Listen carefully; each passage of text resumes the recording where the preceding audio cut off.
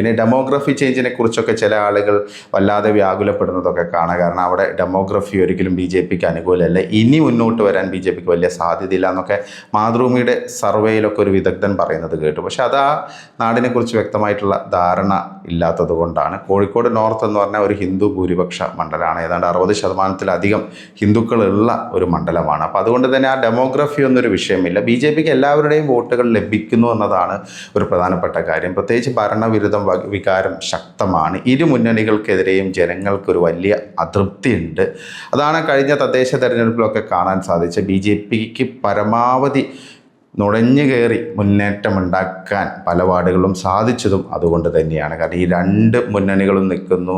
ഇത്തരം മതമൗലികവാദ സംഘടനകൾ BJPക്കെതിരെ നിൽക്കുന്നു. ക്രോസ് വോട്ടിംഗ്, ടാക്ടിക്കൽ വോട്ടിംഗ്, ഇതിനെല്ലാം മറികടന്നാണ് BJP അവിടെ 13 വാർഡുകളും ജയിച്ചത്. അതുകൂടാതെ തന്നെ കുറേ വാർഡുകളിൽ രണ്ടാമതൊക്കെ വന്നത്. അപ്പം അടുത്ത കോർപ്പറേഷൻ തെരഞ്ഞെടുപ്പിൽ, അതായത് തദ്ദേശ തെരഞ്ഞെടുപ്പിലെ കോർപ്പറേഷൻ തെരഞ്ഞെടുപ്പിൽ BJP ചിലപ്പോൾ ഭരണം പിടിച്ചാലും അവിടെ അത്ഭുതപ്പെടേണ്ടതില്ല. കാരണം ആ രീതിയിലുള്ള ഒരു അണ്ടർ കറൻറ്റ് കോഴിക്കോട് നഗരമേഖലകളിൽ വളരെ ശക്തമായിട്ടുണ്ട്. അപ്പം അത് എത്രത്തോളം ഈ ഒരു തെരഞ്ഞെടുപ്പിൽ പ്രതിഫലിക്കുമെന്ന് നമുക്കറിയില്ല. എന്തായാലും ഒരു വാശിയേറിയ പോരാട്ടം തന്നെയാണ് നടക്കുന്നത്. തോട്ടത്തിൽ രവീന്ദ്രനാണെങ്കിലും ജയന്തനാണെങ്കിലും നല്ല വെല്ലുവിളിയാണ് നവ്യ ഹരിദാസ് ഉയർത്തിക്കൊണ്ടിരിക്കുന്നത്.